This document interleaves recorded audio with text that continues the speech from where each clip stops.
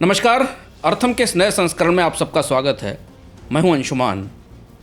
यदि आप भी सवाल से जूझ रहे हैं कि दुनिया में अच्छी शिक्षा अब कहाँ मिलेगी, अमेरिका तो विदेशी छात्रों को खदेड़ रहा है, अब कहाँ जाएंगे आपके नौनिहाल पढ़ने, तो ये अर्थम आपके लिए है। नाइजीरिया के लागोस से लेकर नानजिंग चीन तक और भारत में बैंगलोर से लेकर बेलो हॉरिज़ॉन्ट ब्राज़ील तक घरों परिवारों में इस वक्त सबसे बड़ा सवाल यही है जो युवाओं को अवसाद में धकेल रहा है। पैसा ना हो तो कर्ज लेकर पढ़ने की सुविधा है, परिवारों के पास संसाधन हैं, लेकिन अच्छी शिक्षा का केंद्र एक अमेरिका था, उसे भी ट्रंप की नज़र लग गई है। क्या हो गया विश्व की एजुकेशन इकोनॉमी को? क्यों हुआ ऐसा? और अब आपको पढ़ने के लिए वीज़ा का अगला आवेदन किस देश को भेजना चाहिए? इस अर्थम में आपको इन सभी सवालों के जवाब मिलेंगे और मिलेंगी ऐसी जानकारियां जो शायद आपको इस तमाम तरीके के सूचनाओं की भीड़ में कहीं खो गई हैं। तो हम शुरू करते हैं अर्थम का सफ़र। क्या आपको पता है कि दूसरे विश्व युद्ध के बाद पूरी दुनिया में अमेरिका का जो भी सैन्य साजो सामान फैला था उसका क्या हुआ? यह सवाल इसलिए मौजूद है क्योंकि उसी के जरिए दुनिया में कुछ ऐसा बना और बदला जिसे आज हम अमेरिका में ध्वस्त होता देख रहे हैं। 1946 का साल था। दूसरी बड़ी जंग की कत्लो गारत और जापान में न्यूक्लियर बमबाजी से मौतों के बाद दुनिया बेहद शर्मिंदा थी। युद्ध की बारूद से चिथड़ा हुए अंतर्राष्ट्रीय रिश्तों को सिलने के लिए किसी नई सूझ की तलाश थी ताकि दुनिया के देश एक दूसरे पर भरोसा कर सकें। और इसी दौरान राजनीति के फलक पर उभरे अरकानसा के सीनेटर विलियम जे फुलब्राइट, जिनको लगता था कि केवल शिक्षा ही ऐसी है जो युद्ध से बिखरे दिलों को और देशों को जोड़ सकती है। तब के नेता से ज़्यादा समझदार रहे होंगे, तभी तो फुलब्राइट की यह बात दुनिया को समझ में आई कि दुनिया के देशों से छात्रों को पढ़ने के लिए अमेरिका बुलाया जाए। उनकी पहल पर 1946 में फुलब्राइट एक्ट पास हुआ, जिसका आधिकारिक नाम था सरप्लस प्रॉपर्टी एक्ट। बड़ा दिलचस्प सा कानून था। ये था शिक्षा के लिए, लेकिन इसका नाम था सरप्लस प्रॉपर्टी एक्ट। ये एक अनोखा फंडिंग कार्यक्रम था। दुनिया के देशों में फैले युद्ध के बचे टैंकों, जीपों और सैन्य सामान जो कि अमेरिका ने वहाँ छोड़े थे, इसे उन्हीं देशों को बेचा गया जहाँ ये मौजूद थे, और इन देशों ने इसका पेमेंट या इसका भुगतान अपनी लोकल करेंसी में, स्थानीय मुद्रा में किया।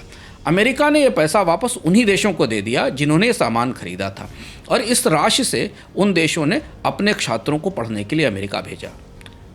क्या खूब पहल थी है। दुनिया टैंक से टेक्स्ट बुक पर आ गई। 1948 में पहले फुलब्राइट स्कॉलर चीन, फिलीपींस जैसे देशों में पहुँचे और दुनिया ने समझा कि शिक्षा और समझदारी युद्ध से ज़्यादा ताकतवर है। एक समय के साथ फुलब्राइट अपने आप में एक शैक्षिक क्रांति बन गया, जिसने 160 देशों में 4 लाख लोगों को जोड़ा, जिनमें 62 नोबेल और 89 पुलित्जर विजेता हैं जो फुलब्राइट के साथ जुड़े थे। 1961 में फुलब्राइट हेज एक्ट आया और शिक्षा के लिए दुनिया के देशों में एक दूसरे देशों में भेजने का एक्सचेंज अमेरिका में संस्थागत हो गया। अमेरिका में इसकी नीति बन गई। अब बात निकली तो दूर तलक गई।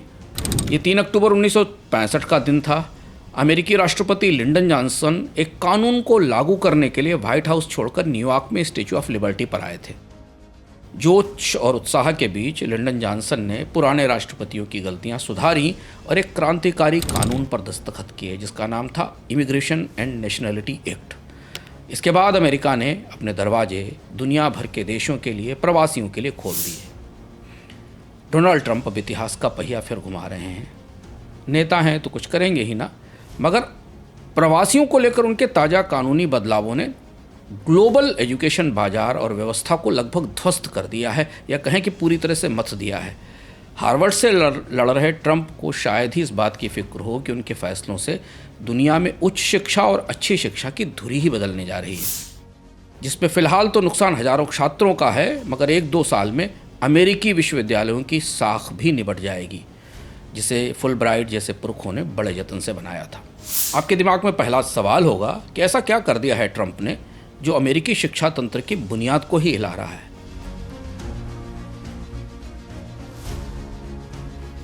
दरअसल डोनाल्ड ट्रंप ने आने के बाद 5 बड़े बदलाव किए हैं, जिनकी रोशनी में अब अमेरिका दुनिया भर के छात्रों के रहने पढ़ने लायक नहीं रहा है। यह वही मुल्क है जहां पहुंचने और पढ़ने का सपना शायद दुनिया के हर छात्र का होता था। पहले आप ये टेबल देखिए, फिर हम विस्तार से इसके असर को समझाते हैं। ट्रंप प्रशासन का सबसे पहला बदलाव है H-1B वीज़ा में सख्ती हुई है, नौकरी का रास्ता बंद कर दिया है। अब ट्रंप ने इस वीज़ा को रोकने की शुरुआत 2017 में की थी, जब बाय अमेरिकन और हायर अमेरिकन का नारा दिया गया था, और इसी के साथ H-1B वीज़ा के लिए मुश्किलें बढ़ती चली गई थी। इस समय वीज़ा अस्वीकृति दर या वीज़ा रिजेक्शन दर 2015 में जो 6% थी, वो 2018 में 24% से ऊपर हो गई, और अब 60% से ज़्यादा H-1B वीज़ा लॉटरी सिस्टम में रिजेक्ट किए जा रहे हैं, और इसके बाद छात्रों का भविष्य निश्चित है। इसके अलावा छात्रों के लिए जो वीज़ा के एप्लीकेशंस हैं, उनकी बेहद कड़ी जांच की जा रही है। उन्हें अमेरिका में ऊंचे वेतन दिए जाने की शर्तें हैं। वीज़ा की अवधि को, वीज़ा की ड्यूरेशन को घटाकर भी 3 साल से 1 साल करने जैसे नियम बदले गए हैं। इसके बाद सबसे बड़ा बदलाव ये हुआ है कि कोई भी कंपनी विदेश के छात्रों को अमेरिका में नौकरी नहीं देना चाहती। अमेरिकी डिग्री की कीमत भी घटी है, क्योंकि नौकरी की संभावना कम है। इसके साथ ग्रीन कार्ड में देरी और सख्त नियमों के बाद ट्रंप प्रशासन ने ग्रीन कार्ड के लिए अनिवार्य साक्षात्कार और वीज़ा की प्रोसेस बदल दी है।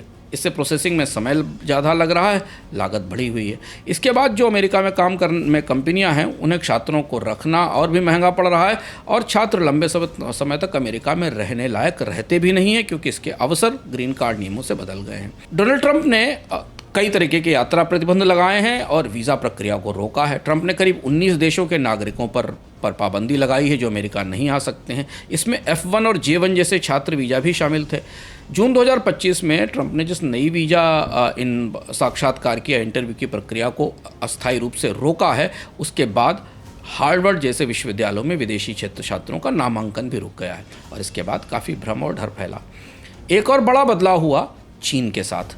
ट्रंप प्रशासन ने चीनी छात्रों के वीज़ा को सुरक्षा चिंताओं के आधार पर रद्द कर दिया, जिससे लगभग 2,80,000 छात्र प्रभावित हुए। ये छात्र कुल अंतर्राष्ट्रीय छात्रों का 1/4 हैं, और चीन के छात्र अमेरिका की जो सबसे महत्वपूर्ण शिक्षा फैकल्टी है ना, स्टेम, जिसको साइंस, टेक, इंजीनियरिंग और मैथ कहते हैं, शब्द आप आगे बार बार सुनेंगे, इसलिए इसे ध्यान रखेंगे। स्टेम इसमें पढ़ते हैं। इनके न होने से स्टेम की कमी में अनुसंधान और इनोवेशन प्रभावित हो रहा है, और इसके साथ कई विश्वविद्यालयों की ट्यूशन आय में भी कमी आई है, क्योंकि छात्र वहाँ नहीं जा रहे हैं।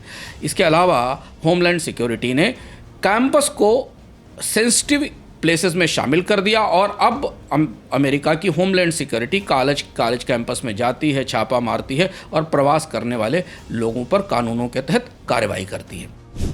ऐसा पहले नहीं होता था, और इस डर के कारण अब नए छात्र अमेरिका में पढ़ने नहीं आना चाहते। तो ये थे वो बड़े बदलाव जिन्होंने अमेरिका की पूरी शिक्षा व्यवस्था को बदल दिया। इन प्रतिबंधों के बाद आपके दिमाग में सवाल होगा कि ऐसे फैसले जिनके बाद अमेरिका में छात्र ही नहीं जाएंगे, तो अमेरिकी एजुकेशन की आकर्षण और चमक का क्या होगा?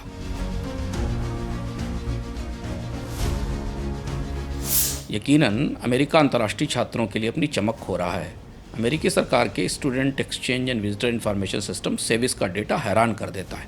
सेविस के रिकॉर्ड के अनुसार मार्च 24 से मार्च 25 के बीच अंतर्राष्ट्रीय छात्रों की संख्या में 11.33% की सालाना गिरावट दर्ज की गई, जो कोविड के बाद नॉन पैंडेमिक पीरियड में अब तक की सबसे बड़ी गिरावट है। वैसे अगर ध्यान से देखें तो 2016 के बाद से ही अमेरिकी विश्वविद्यालयों में अंतर्राष्ट्रीय छात्रों का दाखिला लगातार घट रहा है। IEE की जो ओपन डोर रिपोर्ट है, वो बताती है कि 2017 में नए विदेशी छात्रों का दाखिला 3% कम हुआ, 17-18 में 6.6% की गिरावट आई। आंकड़े बता रहे हैं कि 2024-25 में ये गिरावट 11.33% तक पहुंच गई, जिसमें भारतीय छात्रों की संख्या में 28% की कमी आई, और नाइजीरियाई पोस्ट ग्रेजुएट स्टूडेंट्स की संख्या में करीब 4.2% की कमी आई। स्टेम और बिजनेस प्रोग्राम अमेरिका में सबसे लोकप्रिय हैं। दुनिया भर के छात्र सबसे ज़्यादा वहाँ पढ़ने जाते हैं। करीब 55% से ज़्यादा छात्र दुनिया से इन्हीं कोर्सेज को करने के लिए जाते हैं, और इस पर सबसे ज़्यादा प्रभाव पड़ा है। कार्नेगी मेलन जैसे यूनिवर्सिटीज़ में 2023 के बाद एशिया से कंप्यूटर साइंस के आवेदनों में करीब 20% की कमी देखी गई है। विश्वविद्यालयों की प्रतिष्ठा पर संकट है इस बदलाव के बाद। आपके दिमाग में सवाल होगा कि अगर ये स्थिति है तो अमेरिका के इवी लीग यूनिवर्सिटीज़ की रैंकिंग का क्या हाल है, वो कैसे बचेगी? आइए इसको भी समझ लेते हैं। अंतर्राष्ट्रीय छात्रों की संख्या में कमी के बाद अमेरिकी विश्वविद्यालयों के फिनांसेस लड़खड़ा गए हैं, उनकी वित्तीय ढांचे हिलने लगे हैं। एसोसिएशन ऑफ इंटरनेशनल एजुकेटर्स यानी NAFSA का आंकड़ा बताता है कि 2016 के बाद नए दाखिलों में, नए नॉमिनेशंस में और भर्तियों में कमी के कारण अमेरिकी अर्थव्यवस्था को करीब $11.8 बिलियन और 65,000 नौकरियों का नुकसान हुआ है। 2025 तक विश्वविद्यालयों ने करीब $4 बिलियन की ट्यूशन इनकम गंवाई है और 48,000 नौकरियां कम होने वाली हैं। विशेष रूप से कैलिफोर्निया और मैसाचुसेट्स जैसे राज्यों में विश्वविद्यालयों को ज़्यादा नुकसान हुआ है। इसके अलावा अमेरिका के विश्वविद्यालयों की वैश्विक रैंकिंग पर भी असर पड़ा है। Academic ranking of world universities ARW में अमेरिका के शीर्ष 100 विश्वविद्यालयों की संख्या 2016 में 54 थी, जो 2025 में घटकर 42 हो गई। महत्वपूर्ण बात यह है कि इसी रैंकिंग में चीन ने अपनी उपस्थिति दोगुनी कर ली है। 2024 में 7 अमेरिकी विश्वविद्यालय ARWU की जो टॉप 20 लिस्ट है उससे बाहर हो गए और उनकी जगह कौन आया? उनकी जगह आया सिंघुआ, ऑक्सफोर्ड और ETH ज्यूरिख। अमेरिका में सबसे बड़ी दिक्कत छोटे सार्वजनिक कॉलेजेस की हैं जो आउट ऑफ स्टेट शुल्क पर निर्भर हैं और वहाँ विदेशी छात्र पढ़ते हैं। फीस ना होने के कारण और छात्रों की कमी के कारण इन विश्वविद्यालयों के भविष्य पर भी सवाल उठ रहे हैं। अंतर्राष्ट्रीय छात्रों की कमी और ताज़े बदलावों के बाद अमेरिका की जो धुरी है ना, अमेरिका की जान है अर्थव्यवस्था की, वो बुरी तरह टूटी है और वो है रिसर्च यानी अनुसंधान की क्षमता। नेशनल साइंस फाउंडेशन की फंडिंग में 2022 में 18% की कटौती की गई थी। इसके बाद वो प्रयोगशालाएं सबसे ज़्यादा प्रभावित हुईं जो अंतर्राष्ट्रीय छात्रों के और अंतर्राष्ट्रीय टैलेंट पर निर्भर थी, जो आकर वहाँ शोध करते थे और अमेरिकी अर्थव्यवस्था को नई तकनीकें देते थे। इसके बाद अमेरिका के विश्वविद्यालयों में रिसर्च प्रोडक्शन खासतौर पर आर्टिफिशियल इंटेलिजेंस और क्वांटम कंप्यूटिंग में सबसे ज़्यादा प्रभावित हुआ है। ये बेहद चौंकाने वाली बात है कि डोनाल्ड ट्रंप की नीतियों के कारण अमेरिका अपनी साइंटिफिक एज, जो अपनी साइंटिफिक बढ़त है, उसको खो रहा है। 2016 से 2025 में अमेरिका का वैश्विक साइटेशंस में हिस्सा 18% गिरा, जबकि EU और चीन ने मिलाकर 40% हिस्से में बढ़ोतरी की। यानी अमेरिका के रिसर्च दुनिया में कम कोट किए गए, EU और चीन के रिसर्च दुनिया में ज़्यादा उद्धृत किए गए, ज़्यादा कोट किए गए। 2022 से 24 के बीच अमेरिका में AI और क्वांटम कंप्यूटर्स के पेपर्स में करीब 9% की कमी आई है, जबकि चीन के पेपर्स 22% बढ़े हैं। कई और अध्ययन बताते हैं कि यूरोपीय संघ का होराइजन यूरोप कार्यक्रम अब कई देशों में एक साथ शैक्षिक रिसर्च के कार्यक्रम में अग्रणी हो गया है। अब आपका सवाल होगा कि फिर ट्रंप के इन कानूनों का सबसे बुरा असर दुनिया में किन देशों पर पड़ रहा है, किन देशों के छात्र सबसे ज़्यादा प्रभावित हो रहे हैं? आपको जानकर आश्चर्य होगा कि ट्रंप के प्रवास के माइग्रेशन के अजीबोगरीब फैसलों से 4 देशों की उम्मीदें सबसे ज़्यादा टूटी हैं। 4 देशों के छात्रों की उम्मीदों को सबसे ज़्यादा पलीता लगा है। ये 4 देश हैं चीन, दूसरा है भारत, तीसरा है नाइजीरिया और चौथा है ब्राज़ील। यही वो 4 देश हैं जो अमेरिका को हर साल सबसे ज़्यादा स्टूडेंट्स का एक्सपोर्ट करते हैं या सबसे ज़्यादा छात्रों को भेजते हैं। आपको याद होगा हमने शुरुआत में जिन शहरों का नाम लिया था वो जानबूझ कर लिया था। वे शहर जिनका नाम हमने लागोस, बेलो होरिज़ोंते, बैंगलोर, नानजिंग का लिया था, वो इन्हीं देशों से जुड़े हुए हैं। पहले आप एक टेबल देखिए ध्यान से, फिर हम विस्तार से समझाते हैं कि पूरी दुनिया में ट्रंप के फैसलों से किसके कितने सपने टूटे हैं। चीन दुनिया का सबसे बड़ा इंटरनेशनल स्टूडेंट एक्सपोर्टर है, अंतर्राष्ट्रीय छात्र निर्यातक है। वीज़ा की सख्ती, व्यापार युद्ध, जासूसी के संदेह के कारण 2020 में ही स्टेम के कुछ छात्रों की वीज़ा रद्द किए थे, जो कि साइंस, टेक्नोलॉजी, इंजीनियरिंग और मैथ में पढ़ते थे। इसके बाद चीनी छात्रों का दाखिला कम होना शुरू हुआ। 2019 में करीब 4.3% कम हुआ। 2018 के बाद अमेरिका के ग्रेजुएट प्रोग्राम्स में चीनी स्टूडेंट्स के एप्लीकेशंस लगातार घट रहे हैं, जबकि चीन ने इधर अपनी यूनिवर्सिटीज़ को मजबूत किया है, जिससे कई छात्र अब देश में ही पढ़ाई करने लगे हैं। इसके अलावा हांगकांग, जापान और दक्षिण कोरिया की यूनिवर्सिटीज़ में भी चीन के छात्र बढ़ रहे हैं। भारत बुरी तरह प्रभावित हुआ है। ओपन डोर के आंकड़े बताते हैं कि बीते साल 2023-24 में अमेरिका में करीब 3,31,600 भारतीय छात्र थे, जो कुल वहाँ पढ़ने वाले विदेशी छात्रों का 30% है। आपको जानकर आश्चर्य होगा, शायद पता नहीं होगा, कि 15 साल में पहली बार ऐसा हुआ था जब 2024 में भारतीय छात्रों की संख्या ने चीन को पीछे छोड़ दिया था। यानी भारत से सबसे ज़्यादा स्टूडेंट्स अमेरिका में पढ़ रहे थे। ये हाल तब है जबकि 2018 तक विदेश जाने वाले 90% छात्र केवल अमेरिका को चुनते थे, लेकिन घटते घटते 2021 में हिस्सा 70% आ गया। कनाडा ने करीब से अपना हिस्सा बढ़ाकर 14% ले लिया। इंजीनियरिंग और आईटी के लिए भारतीय छात्र अमेरिका के दीवाने हैं और यही छात्र बाद में सिलिकॉन वैली को ताकत देते हैं, वहाँ स्टार्टअप क्रिएट करते हैं। पर ट्रंप की H1 वीज़ा नीतियों के बाद वीज़ा का रिजेक्शन 24% तक बढ़ गया है। H1B वीज़ा में फैमिली के लिए वर्क परमिट खत्म करने की कोशिश ने नौकरी की संभावनाएं भी खत्म कर दी हैं। इसलिए बीते साल 2023 में अमेरिका में करीब 3,31,000 छात्र थे, जो विदेशी छात्रों का 30% है। लेकिन इसके बाद अब अमेरिका में विदेशी छात्रों की संख्या, भारतीय छात्रों की संख्या गिरने लगी है। अमेरिका में पढ़ने वाले छात्र वहाँ नौकरी भी करते थे। अब ट्रंप की नीतियों से रेमिटेंस टैक्स से भारत को सालाना $1.8 बिलियन का नुकसान भी हो सकता है। भारत को आने वाला पैसा भी घटेगा और अमेरिका में जाने वाले छात्रों की संख्या पर भी सबसे बुरा असर पड़ा। भारत इस पूरी व्यवस्था से सबसे ज़्यादा प्रभावित है और चूंकि भारत की शिक्षा व्यवस्था का स्तर औसत है, इसलिए भारतीय छात्रों के भविष्य पर के सपनों पर ज़्यादा चोट पहुंची है। तीसरा देश है नाइजीरिया। नाइजीरिया अफ्रीका से अमेरिका को सबसे ज़्यादा छात्र भेजता है। 2018 में नाइजीरिया के प्रवासियों ने, माइग्रेंट्स ने अमेरिका में $4.1 बिलियन का टैक्स चुकाया था। 2025 में ट्रंप की यात्रा प्रतिबंध नीति के बाद नाइजीरियाई नागरिकों को स्थायी निवास वीज़ा मिलने बंद हो गए, जो कि उनको टेम्परेरी रहने के लिए मिलते थे। इसके बाद वीज़ा रिजेक्शन बढ़ने शुरू हुए। नाइजीरिया में शिक्षा प्रणाली पहले से ही काफ़ी कमज़ोर है, पैसा नहीं है, फंडिंग नहीं है और सुविधाएं नहीं हैं। अब अमेरिका की नीतियों के बाद दाखिलों में कमी आई है। नाइजीरियाई छात्र अब यूके और कनाडा की तरफ रुख कर रहे हैं। यूके और कनाडा में नाइजीरिया के छात्रों की संख्या करीब 30% तक बढ़ी है। छात्रों की संख्या घटने से रेमिटेंस में कमी आएगी, जो भारत जैसी स्थिति है कि जब छात्र अमेरिका में नहीं होंगे, वहाँ नौकरी नहीं करेंगे, तो उनके पैसे देशों में नहीं आएंगे और इससे नाइजीरिया की आय प्रभावित होगी। अगला मुल्क है ब्राज़ील। ब्राज़ील से अमेरिका जाने वाले छात्रों की संख्या 2005 में 7,000 से 2015 में 24,000 हो गई थी। लेकिन ट्रंप की नीतियों के बाद ब्राज़ील ने कार्यक्रम लॉन्च किया, साइंस विदाउट बॉर्डर्स, वो भी बंद होने के बाद 2016 के बाद से ब्राज़ील के छात्रों की संख्या गिरना शुरू हुई और 75% तक गिर गई। अब जब वीज़ा रिजेक्शन बढ़ रहा है, आर्थिक मंदी है, तो ब्राज़ील के छात्र पुर्तगाल, कनाडा और ऑस्ट्रेलिया की तरफ जा रहे हैं। ब्राज़ील ने 2024 में एक 2 साल का नया अंतर्राष्ट्रीय निवास परमिट शुरू किया है, ताकि विदेशी छात्रों को देश में रोका जा सके। इसके बाद आपके दिमाग में स्वाभाविक रूप से सवाल आएगा, अमेरिका नहीं तो कहाँ, कौन, कहाँ उग रहा है शिक्षा का सूर्य?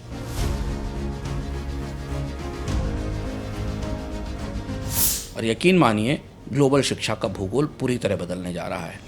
यदि आपको या आपके करीबी को अच्छी शिक्षा चाहिए, तो उसे इन नए केंद्रों से उठ रही खबरों पर ध्यान देना होगा। पहले टेबल देखें कि जिससे पता चलता है कि ट्रंप के पहले कार्यकाल से अब तक किस तरह अमेरिका में दाखिले घटे हैं और अन्य देशों में बढ़ोतरी हुई है। इसके बाद हम समझते हैं कि ऐसा क्यों हो रहा है और जहां दाखिले बढ़ रहे हैं उनकी परिस्थिति क्या है। सबसे पहले कनाडा पर ट्रंप भले ही हमलावर हों, लेकिन कनाडा ने अमेरिका में वीज़ा की सख्त नीतियों का सबसे ज़्यादा फ़ायदा उठाया है और अमेरिकी एजुकेशन सिस्टम के पास अंतर्राष्ट्रीय फ़ीस पहुंचने की तादाद लगातार बढ़ रही है। कनाडा ने अपनी इंटरनेशनल एजुकेशन स्ट्रेटजी और ग्लोबल स्किल्स स्ट्रेटजी बनाई, जिसके तहत विदेशी छात्रों के लिए परिस्थितियां आसान की गई। इसमें पोस्ट ग्रेजुएशन के बाद वर्क परमिट मिलता है, नागरिकता के लिए पढ़ाई के सालों को शामिल कर लिया जाता है, यानी अगर पढ़ाई के सालों के साथ आप नागरिक बनना चाहते हैं तो उनको भी आपको उनके आधार पर नागरिकता मिल सकती है। कनाडा सरकार और ओपन डोर्स के और हेसा के आंकड़े हमें बताते हैं कि 2016 से 2019 के बीच कनाडा में अंतर्राष्ट्रीय छात्रों की संख्या 50% से ज़्यादा बढ़ी। 2021 में करीब 6,40,000 छात्र पहुंचे थे। इसके बाद कोविड का असर दिखाई दिया। 2023 में कोविड ख़त्म होने के बाद ये संख्या 1 मिलियन से ज़्यादा हो गई। सबसे बड़ी बात यह कि भारत और चीन के छात्रों का नामांकन कनाडा में तेज़ी से बढ़ रहा है, वहाँ ये ज़्यादा दाखिले ले रहे हैं। 2025 में कनाडा में हाउसिंग की कमी के कारण वर्क परमिट की और स्टडी परमिट की सीमा 4,37,000 पर तय की गई, क्योंकि वहाँ रहने की जगह नहीं थी, जो 2023 की तुलना में कम है, लेकिन फिर भी 4,37,000 की संख्या काफ़ी बड़ी है। कनाडा में प्रवास की नीतियाँ उदार हैं, रहने की सुविधा है, इसलिए 78% छात्र 5 साल में वहाँ परमानेंट रेजिडेंसी हासिल कर लेते हैं। 2022 में अंतर्राष्ट्रीय छात्रों ने कनाडा को 22 बिलियन डॉलर का कंट्रीब्यूशन दिया है कनाडा की इकोनॉमी में। तो पहला उभरता केंद्र है कनाडा। अगर आपको शिक्षा, इस पूरे घटनाक्रम में शिक्षा की तरफ देखना है तो आप कनाडा की तरफ देख सकते हैं। दूसरा हिस्सा है यूरोप। यूरोप ने अमेरिका में डोनाल्ड ट्रंप की नीतियों के बाद बिल्कुल चूक नहीं की। ट्रंप के पिछले कार्यकाल में ही यूरोप के देशों ने और यूरोपीय संघ ने अंतर्राष्ट्रीय छात्रों को आकर्षित करने की व्यवस्था बनानी शुरू कर दी थी।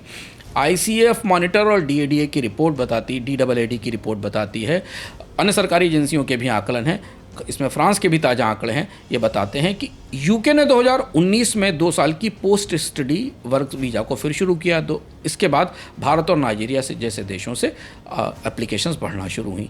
PSW वीज़ा और ब्रेग्जिट के बाद 2025 में करीब 27% दाखिले ज़्यादा बढ़े हैं यूके में। 2024 में यूके में 89,000 के आसपास छात्रों ने दाखिला लिया है। जर्मनी और फ्रांस ने मुफ्त या कम लागत वाली पढ़ाई की पेशकश की है। जर्मनी में सार्वजनिक विश्वविद्यालयों में, पब्लिक यूनिवर्सिटीज़ में ट्यूशन फीस नहीं लगती है। और फ्रांस में का एक नया कार्यक्रम है न्यू फ्रांस। उस प्रोग्राम के तहत 43 अफ्रीकी देशों के लिए वीज़ा की प्रक्रिया आसान की गई है। जर्मनी में 2020 तक करीब 3-3.5 लाख अंतर्राष्ट्रीय छात्र थे, जिनमें आने बाद के 2 वर्षों में 50% से ज़्यादा बढ़ोतरी हुई है।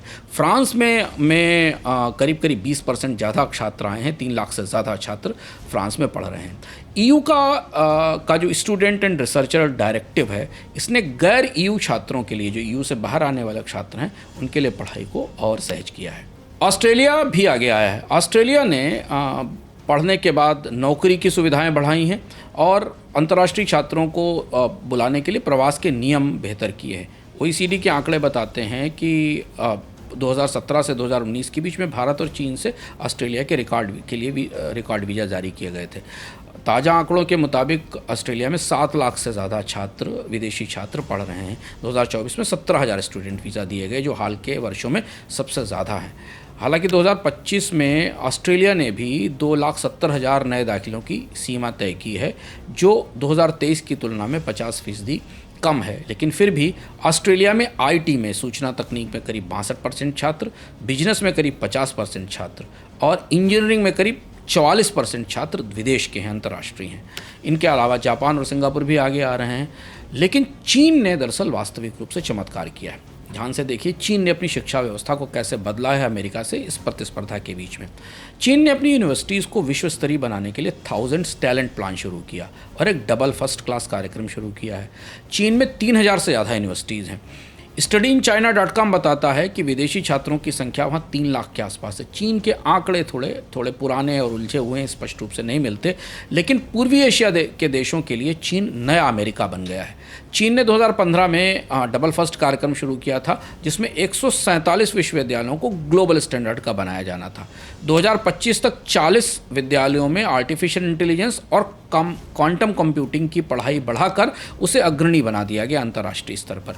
क्योंकि अमेरिका में स्टेम में छात्र घट रहे हैं, तो स्टेम अनुसंधान केंद्रों में, जिसमें साइंस, टेक्नोलॉजी, इंजीनियरिंग और मैथ है, ऐसे शोध के केंद्रों में चीन ने $28 बिलियन का निवेश किया है।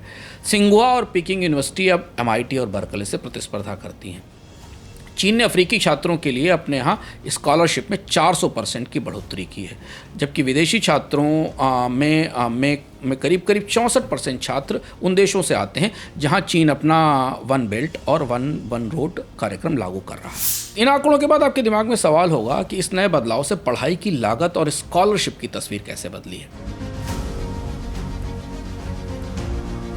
ICF मॉनिटर और कनाडा सरकार के आंकड़े बताते हैं, EU के आंकड़ों को भी हम अगर संदर्भ में लाएं तो हम ये बताते हैं कि अमेरिका में पढ़ाई की लागत बहुत ज़्यादा है। तो जो 2016 और 2020 के बीच में करीब 4% सालाना की दर से बढ़ रही थी।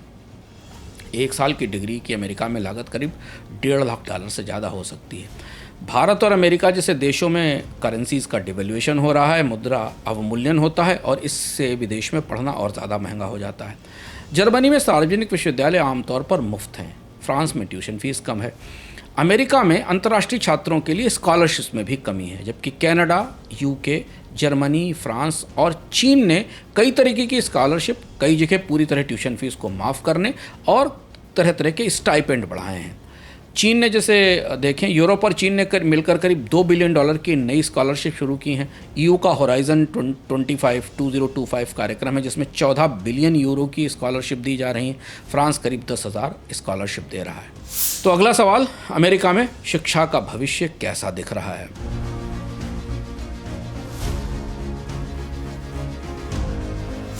ट्रंप की नीतियों से अमेरिका के निरापद, आज़ाद और मुक्त देश की छवि को बड़ा नुकसान हुआ है।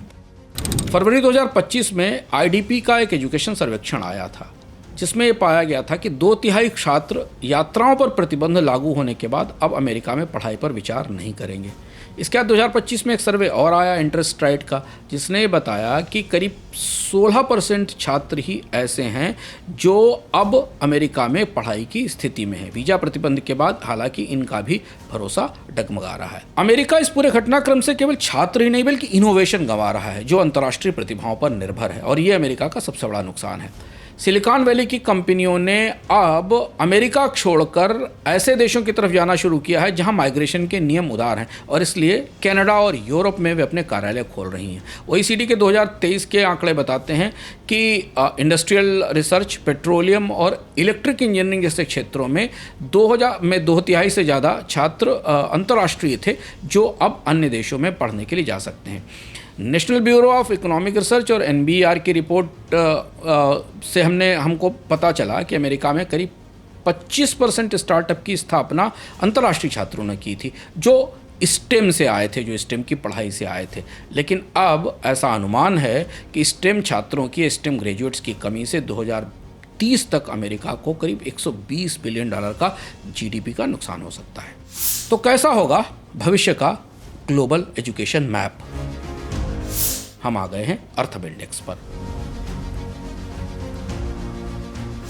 भविष्य के अनुमान देखते हैं। यह आपके लिए जानना जरूरी है ताकि आप ये समझ सकें कि शिक्षा के लिए दुनिया के भविष्य के केंद्र कैसे होंगे और ग्लोबल एजुकेशन इकोनॉमी, अर्थव्यवस्था किस तरह से अपना स्वरूप बदल रही है। पहला परिदृश्य है ग्लोबल शिक्षा खत्म और क्षेत्रीय शिक्षा केंद्रों का उदय। अमेरिका और यूरोप में अमेरिका की वीज़ा नीतियों के कारण और यूके में पोस्ट सिटी वर्क पर रोक के कारण भारत और चीन के 37% छात्र अब एशिया और यूरोप जैसे देशों में पढ़ने के लिए जाएंगे।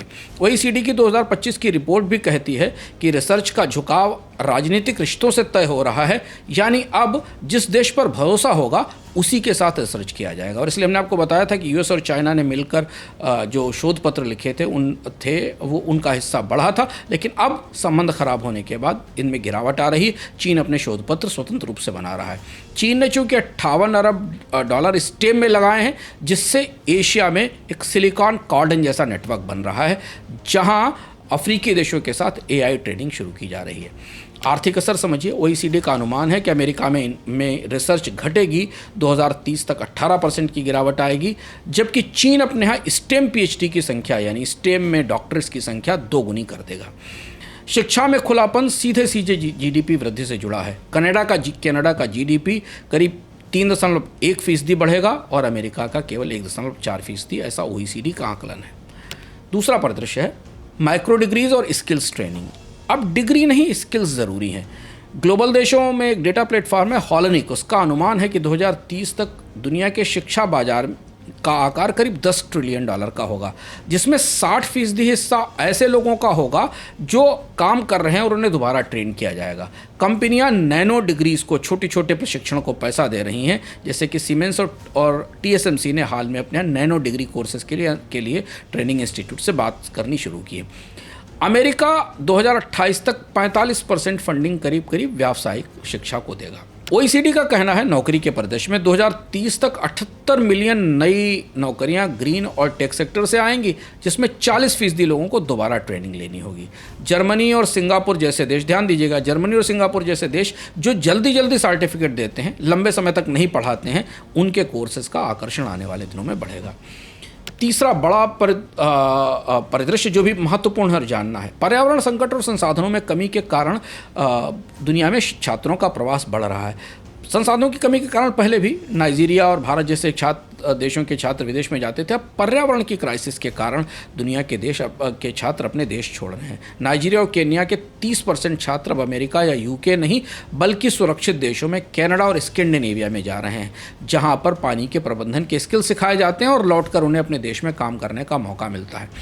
रिसर्च का नया फोकस ये है कि यूनेस्को ने जलवायु आधारित और क्लाइमेट नॉलेज के कॉरिडोर्स बनाए हैं, जिनमें करीब 25% ग्लोबल छात्र अब नए तरीके की तकनीकें और आपदारोधी तकनीक पढ़ रहे हैं। OECD का अनुमान है कि ग्लोबल साउथ जैसे भारत को ब्रेन ड्रेन से हर साल करीब 120 अरब डॉलर का नुकसान हो सकता है, लेकिन EU देश अब इन क्षेत्रों से इंजीनियर वापस बुला रहे हैं। तो पढ़ने की तैयारी करने वाले ध्यान दें कि 2028 तक 90% एजुकेशन सर्टिफिकेट में जनरेटिव AI शामिल होगा। नंबर 1, इससे पर्सनल लर्निंग तो बढ़ेगी, लेकिन डिजिटल असमानता में और ज़्यादा बढ़ोतरी होगी।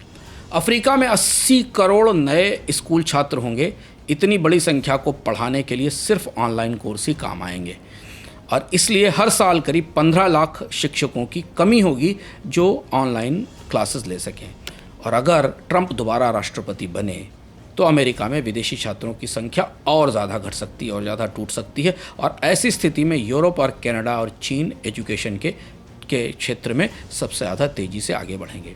OECD की 2025 की रिपोर्ट बड़ी ज़रूरी बात कहती है, जहाँ पर हम अपनी बात ख़त्म करते हैं। Future belongs to the ecosystem not the ivory towers. यानी अगर आप भविष्य की पढ़ाई करनी है तो वहाँ जाइए जहाँ पूरा इकोसिस्टम है। अमेरिका को छोड़िए, अन्य देशों की तरफ देखिए जहाँ से नए शिक्षा के केंद्र उभर रहे हैं। अर्थ में आज इतना ही। आपकी प्रतिक्रियाओं का इंतज़ार रहेगा।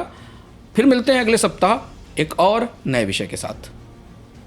धन्यवाद।